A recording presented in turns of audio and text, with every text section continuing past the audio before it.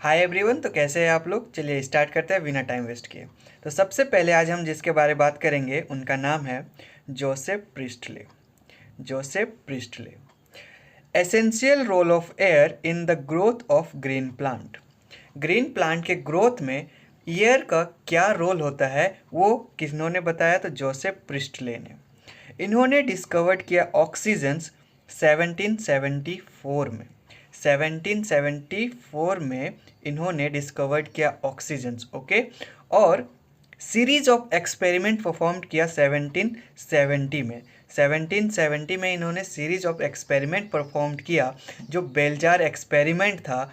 और इन्होंने बताया, जो अगर तुमने पढ़ा होगा और पढ़ना भी चाहिए, अगर याद नहीं है तो अब कब याद करोगे? करो, सब चीज़ें सब पढ़ो। तो मैं तो अभी रिवाइज़ करवा रहा हूँ, अगर चाहिए तो मैं डिटेल्स भी बता दूंगा। लेकिन चलिए, तो बेलजार एक्सपेरिमेंट में इन्होंने जो एनिमल्स और कैंडल से जो भी एयर रिलीज हो रहा था, जो भी टॉक्सिक सब्सटेंस रिलीज हो रहा था, उसको जो है एयर में प्यूरिफाई कर रहा था, रिस्टोर कर रहा था प्लांट। उस बेलजार में जो प्लांट रखा था उसको प्यूरिफाई कर रहा था कैंडल और जो माउस उसमें रखा था उससे जो टॉक्सिक सब्सटेंस रिलीज हो रहा था, okay. Priestley hypothesize the plant restored the air whatever breathing animals and burning candle remove. यही बोला गया है, ओके। चलिए नेक्स्ट साइंटिस्ट के बारे में बात करते हैं। तो नेक्स्ट है जेन इंजन हाउस। नेक्स्ट कौन है? तो जेन इंजन हाउस, ओके। इन्होंने क्या किया? प्रिस्टले के एक्सपेरिमेंट को, जो भी सेटअप था उसको जो है एक बार डार्क में रखा और एक बार सनलाइट में रखा। तो देखा कि सनलाइट के प्रेजेंस पे ही जो एयर प्यूरिफाई हो रहा था वो सनलाइट के प्रेजेंस पे ही हो रहा था। तो इन्होंने बताया, डिस्कवर्ड किया role of sunlight in photosynthesis, ठीक है। और एक चीज़ इन्होंने एक्स्ट्रा काम किया कि कोई एक एक्वेटिक प्लांट लिया, उस पर देखा कि एक्वेटिक प्लांट पे जब सनलाइट पड़ रहा है तो ग्रीन पार्ट से बबल फॉर्म हो रहे हैं, ग्रीन पार्ट के अराउंड जो है बबल फॉर्म हो रहे हैं, ठीक है। और बाद में उस बबल को उन्होंने बताया कि ये ऑक्सीजन है, इसीलिए बताया कि ग्रीन पार्ट जो है ऑक्सीजन रिलीज कर रही है और जो डार्क पार्ट है वो ऑक्सीजन रिलीज नहीं करता है। Only the green part of the plant could release oxygen, okay. जेन इंजन हाउस के बारे हो गया। अब बात करते हैं जूलियस वॉन सैक के बारे में। जूलियस वॉन सैक जब भी प्लांट ग्रो करता है तो उसके ग्रीन प्लांट पे ग्लूकोज फॉर्म होता है, ग्लूकोज बनता है जो स्टार्च बॉडी के फॉर्म में स्टोर होता है, ठीक है, जो स्टार्च के रूप में स्टोर होता है, ओके।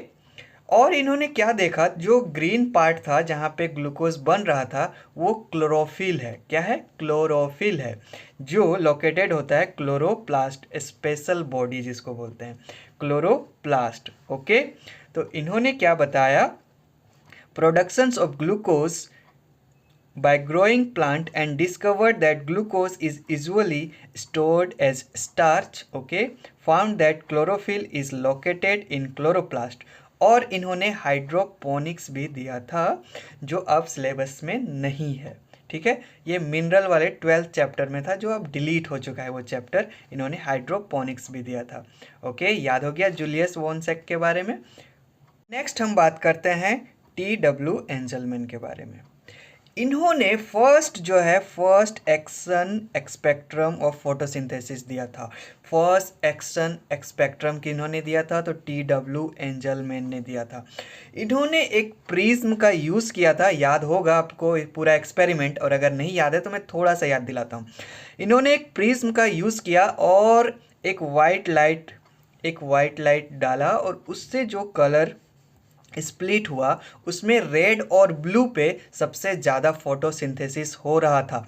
इन्होंने एक एरोबिक बैक्टीरिया का सस्पेंशन बनाया था जहाँ पर जो इन्होंने डिटेक्ट किया था साइट ऑफ O2 इवोल्यूशंस, वहाँ पे O2 मतलब फोटोसिंथेसिस ज़्यादा होगा, तो फोटोसिंथेसिस ज़्यादा होगा यानी कि O2 इवोल्यूशंस ज़्यादा होगा, जहाँ पे बैक्टीरिया जो है वो ज़्यादा ग्रो कर रहे थे। और वो उन्होंने जो प्लांट लिया था, जो ग्रीन एल्गे लिया था, वो था क्लेडोफोरा का यूज़ किया था, एरोबिक बैक्टीरिया का यूज़ किया था to detect site of O2 evolutions, और उन्होंने देखा था क्या, तो ब्लू और रेड एरिया पे बहुत ज़्यादा ग्रोथ हो रहा था।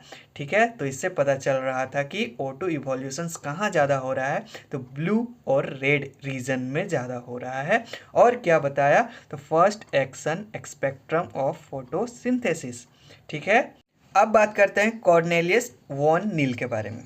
तो कॉर्नेलियस वॉन नील जो हैं एक माइक्रोबायोलॉजिस्ट थे। ठीक है, एक माइक्रोबायोलॉजिस्ट थे और जो स्टडी कर रहे थे ग्रीन और सल्फर बैक्टीरिया पर, green sulphur bacteria and purple and green sulphur bacteria पर। ठीक है, और इनका कॉन्ट्रीब्यूशंस माइलस्टोन है, बहुत ज़्यादा कॉन्ट्रीब्यूशंस है। इनसे पहले जब ये आए नहीं थे तो सब समझते थे जो कि ऑक्सीजन इवॉल्व हो रहा है, ऑक्सीजन जो निकल रहा है वो कहाँ से, तो CO2 का ऑक्सीजन है, CO2 का ऑक्सीजन है। पर ऐसा नहीं है। इन्होंने बताया कि जो ऑक्सीजन निकल रहा है वो वाटर का है।